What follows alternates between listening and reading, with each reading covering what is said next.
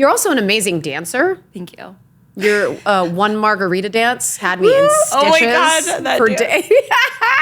I full on lost a brand deal because of that dance. Girl, what? Tell me. I mean, I can't tell you the brand, but I lost a okay. brand deal because of that. Oh God. Yeah. Oh no. What did they say? They were like, this is too much. I'm like, but this is me. So and so did they say, hey, if you take this down, then we'll give you the brand deal? Or did they say No. this was done and you have because to live with that? people were reposting it, so it's like there was no way to get it off the internet. Right. Like it was already everywhere. Right. So they said deuces. Okay, we need to talk about your brand as a whole because Yeah. you are part of the Utah MomTok stuff, Utah. which you will shed once you come out to Los Angeles because there will be Yes. so much more drama for you to be a part of. I Yes. guarantee that. But what the hell? It was all just Rachel Parcell in the beginning. That's Yes. all we knew of Utah mom influencers. Yes. I literally was not like in the past. Like I still love her so much, right? Yeah. But she was like the quintessential. Her and Amber Fillerup, and and then of course Rachel's sisters, and they're Yes. like super mega rich like contractor husbands that like Yep. build them new houses every couple years, and they're like literally the Kardashians of Utah. Yeah. And that's when I first started to get into like I was pregnant and I needed free baby stuff, so I was like I'll become like a little like mommy blogger. So she was like my influence, but I didn't put it together that she was Mormon or LDS. Right? Because I think like saying Mormon is a little bit more derogatory, I've heard. Yeah. It didn't used to be. Okay. But just recently it's changed. They'd Okay. rather it be said LDS than Mormons. But I mean, it's because of we've been you. called Mormons for so we've been called Mormons for so long that Yeah. I don't know. It doesn't bother me. Also, too, I think like Mormons are starting to be extremely inclusive, and like there's a Yes. lot of like progress when we look at like I was raised Catholic, and there's not a lot of positive news coming out of the Yeah. Catholicism lately. Yeah, no. So anyway, I was a big fan of a lot of the Mormon space, and then what I realized is there's a journaling aspect that's why a lot of the mommy vloggers, because the church encouraged journaling. Yeah. And so that was just a part of telling about their lives. And Mm-hmm. so like social media became like something that those ladies did, but it was very narrow. Yeah. So TikTok comes around, and I'm actually just curious, like, what started for you? Were you already online before all this? No, I wasn't. I just had my first. So I have 2 kids. Mm-hmm. I just had my first girl, and I've always worked. I've always been busy, and I've always been in like I've loved entertaining always. Like I grew up dancing, productions, never film, like just on stage. And after I had my first, I was like, I just felt lost. Like I didn't want to just be a mom. Like I wanted to give more, I wanted to do more.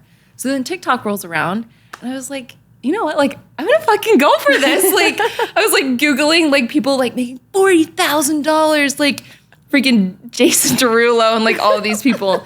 And I was like, you know what? I love dancing. I love entertaining. Like let's do it. So then and just slowly- it started sort of probably small for you. Oh, until yeah, you for started sure. collaborating.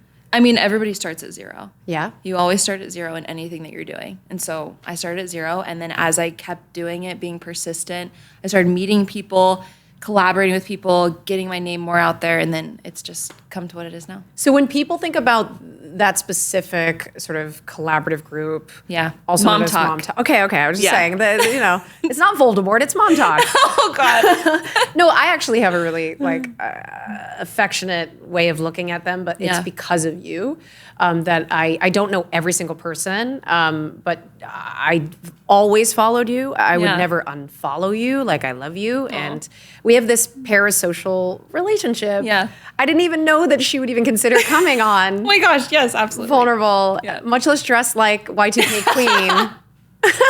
Yes. But honestly, like it's just, and I've also feel like I've seen your personality become so much more empowered, even through the hate and the criticism of you and your husband. And like, it's just, I'm really curious, like how have you been? Are you okay? Yeah, I'm definitely good now. I think what people don't realize is when I had found out personally, like in my personal life with me and my husband, because how it first started was somebody had made a video and I thought it was a joke. I didn't think it was real. And so then I showed my husband and then just shit hit the fan. because I thought it was a joke. Which exact controversy are we talking about? Oh, I'm talking about the Tinder controversy. Yes, okay. Yeah. And should we elaborate for folks that may not be on TikTok? Yeah. Okay. Do you want me to do it? Yeah, sure. Yeah. It's your story. You do it. You should probably tell it. Okay, basically, from what I know, because I watch her TikTok. Yeah. She's got a very handsome husband. They're very in love with each other. And somebody made a little snarky video that was like, I saw his profile on TikTok and his influencer, or on Tinder, and his influencer wife isn't gonna like that. Drama, drama, drama. It was super snarky. I saw it, and that's when I knew I knew you, and I knew I liked your vibe, and I was like, oh, this is not okay. Yeah. But I didn't instantly hate him. I was just like, I really hope they figure it out. Yeah. That was my immediate reaction about that. Yeah. Okay.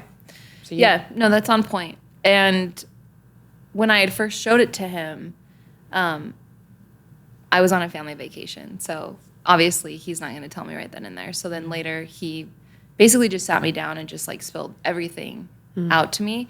It was almost like, it was very traumatizing for me, and still at times a little triggering, because I'd been married to this person 6 years, and I'd never known all this stuff that he was going through.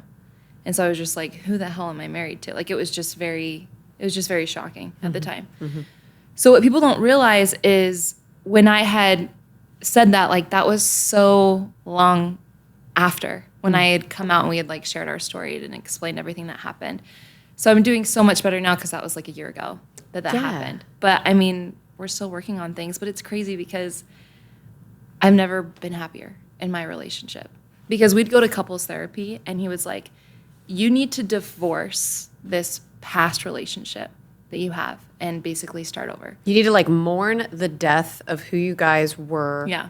Especially at a younger age. Yeah. Yeah, because we got married young. Yeah, right? Yeah. That's what you do. Yeah. If you're LDS in Utah, I'd imagine there's a lot of pressure to do that. Oh, like you don't have to, but just naturally you feel that pressure. And I will say I love how we did it. We were friends for a long time. We dated, and I just felt like we were very mature for our age, that we were just like, hey, this is the next step, because in the LDS religion, you save yourself until you're married. And we just felt like we were there. Like, that was the next step. Like, let's get married. Anyways. Like, I want to hook up with you. I want to have sex, so let's get married. Let's do this. Yeah, I mean, come on. I love that. No, that wasn't it. But I just felt like we felt ready to take that next step. Sure, of course. A commitment to each other. But yeah, it's just crazy. You never think these things will happen to you, and then shit hits the fan, and then you're like, where do I go now? No, that shit's really hard. Marriages are not easy, and they are not picture perfect like what you see on social media. There's another gal that I follow who I love, is Kat Stickler. Do you know her?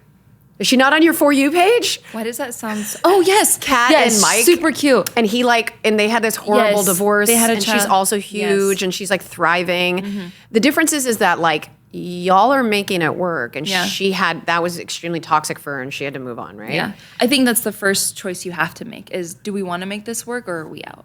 Okay. And we decided we wanted to make it work. Okay, so he was obviously very apologetic, and like you guys even handled it through TikTok, and you had like a whole video, I think, right? Yeah, I had a whole video. I just posted like a snippet of it on TikTok, and then I had a whole video that I had posted on YouTube. And it's crazy to me how many people, when you're vulnerable, it's crazy when you're vulnerable how many people can relate with you and be like, wow, like, thanks so much, because you just feel, I think when those things happen to you, you feel ostracized, because nobody just talks about that. Nobody just says, hey, like, this and this happened, or, my husband's dealing with this. Like, nobody talks about those things naturally, especially on social media. Thanks so much for checking out this clip for the Vulnerable Podcast. For the full episode, go ahead and check out my YouTube channel. That link is in the description. Thanks again.